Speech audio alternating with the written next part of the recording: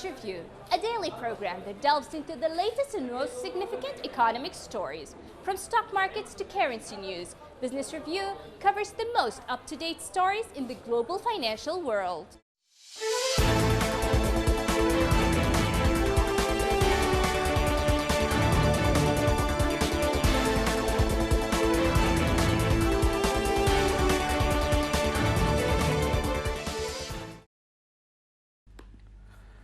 Greece reopened its museums across the country on June the 15th as it scrambles to salvage the tourism season, which is a key sector of the economy.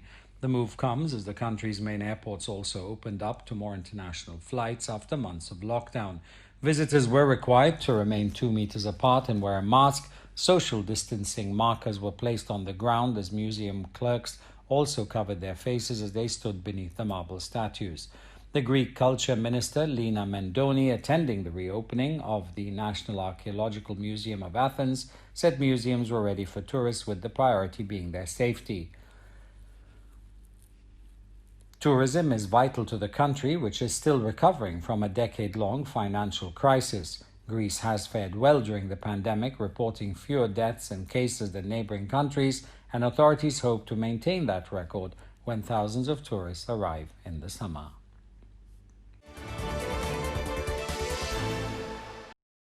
Australian Trade Minister Simon Birmingham said that his country is actively seeking to diversify its export markets, as he noted measures taken by Beijing amid a diplomatic dispute would harm local farmers and Chinese consumers and producers.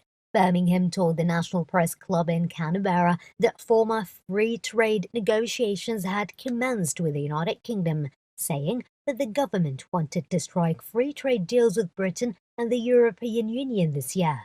China recently imposed dumping tariffs on Australian barley, suspended some beef imports, and warned Chinese students and tourists it wasn't safe to travel to Australia because of allegations of racism. China is Australia's largest trading partner, with two-way trade worth 235 billion Australian dollars last year. Australia was also unlikely to reopen its border to international travellers until next year, Birmingham said. Australia has been largely successful in containing the spread of the novel coronavirus, which it attributes to curbs on international travel and tough social distancing rules. Birmingham said a quarantine rule for returning citizens could be applied to international students and other visitors who plan to stay for a long period of time.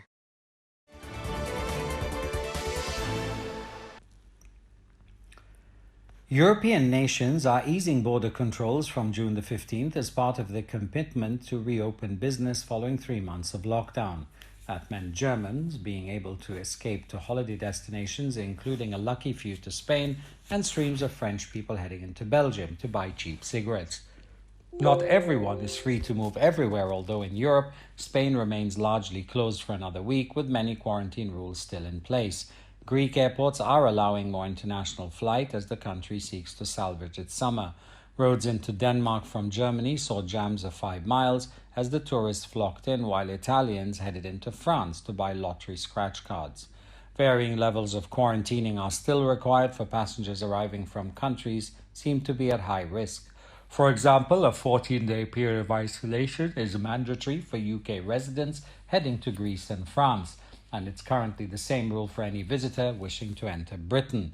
Before the crisis, an average of 3.5 million people crossed an internal EU border every day, according to a 2019 European Parliament report, almost half of them commuters. European officials hope the lifting of internal border controls will allow a gradual reopening to other countries from July and resuscitate the tourism industry. Tourism and leisure activities make up almost 10% of the EU economy, and even more in Mediterranean countries, some of which hit hardest in recent months. Chinese President Xi Jinping said in a phone conversation with his Tajik counterpart, Imam Ali Rahmoon, that China and Tajikistan should coordinate efforts to contain the COVID-19 epidemic and promote bilateral trade and be open to new ideas to ensure the implementation of key projects in the joint construction of the Belt and Road Initiative. Xi stressed that China's Tajikistan relations have reached a new historical starting point. He said the two countries should plan for their cooperation in the post-COVID era as early as possible in key areas, such as economy and trade, investment, energy, interconnectivity and agriculture, so as to push for new progress in bilateral relations. Xi added that true friendship reveals itself in time of trouble, recalling that when China was at a difficult phase in response to COVID-19, the Tajik government and people from all walks of life supported China's anti-epidemic fight in various forms.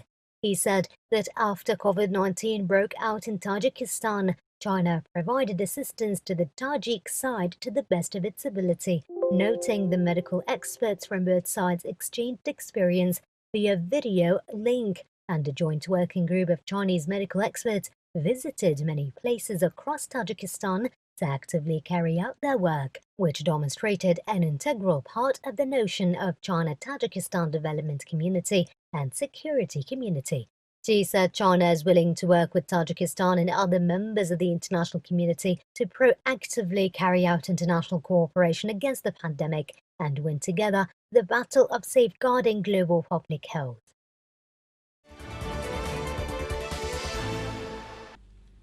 Although life has returned to a new normal for Italians after lockdown, the center of Rome is still totally unrecognizable from a normal month in June, leaving Italy's tourism industry already destroyed by the pandemic. The ancient city would usually be overflowing with tourists this time of year, sold-out hotels, restaurants full of people, and cobbled streets that wind through the city so crammed with people you can hardly move. But the pandemic that swept through the world has changed all that, and tourism industry workers in Rome see no signs of recovery anytime soon, even though Italy has reopened its borders to European countries and allowed free movement across the country in hopes to revive the sector that is crucial to the economy. Very few people and tourists were taking advantage of the once-in-a-lifetime opportunity to see the city so empty. Rome's ancient Colosseum reopened to public on May the 18th with new strict social distancing and hygiene rules, limited numbers allowed inside, and an online booking system. Usually there would be a never-ending queue of tourists waiting to get a glimpse inside Italy's most iconic landmarks, but at the start of June, only a few people were visiting. On the Via Veneto, the street where Federico Fellini's classic film La Dolce Vita was set, luxury hotels were closed instead of being fully booked, with tourists keen for their own slice of the black and white film that changed cinema's history. The iconic Trevi Fountain has more life than in lockdown days, with a handful of people taking advantage of being able to take a selfie without crowds of people in the background. The pandemic has drastically slowed the flow of tourists to the Vatican City too.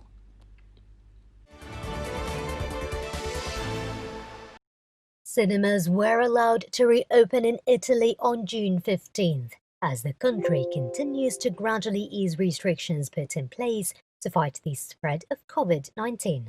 Giovanni Plano, operational manager for UCI Cinemas in Italy, who attended the reopening in Rome, said he is very tense and emotional because this is a new start for the world of cinema.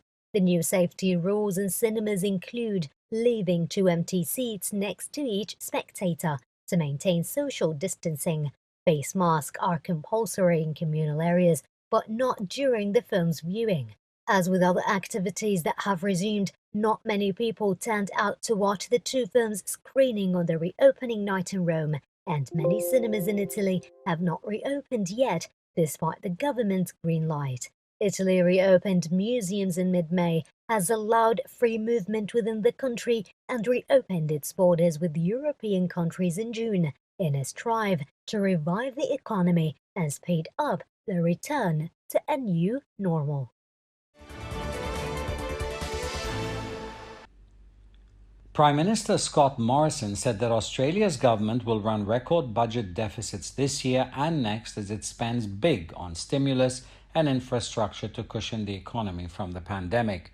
Announcing another $1.2 billion on infrastructure and fast-track approval for a range of projects, Morrison also said Australia was coming through the virus better than most of its peers as states launched a further easing of lockdown restrictions.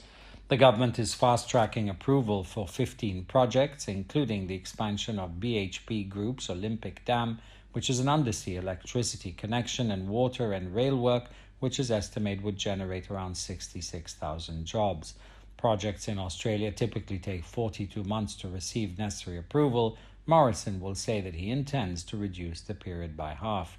He's already conceded the economy is in its first recession since the early 1990s, as whole sectors were closed down for April and much of May.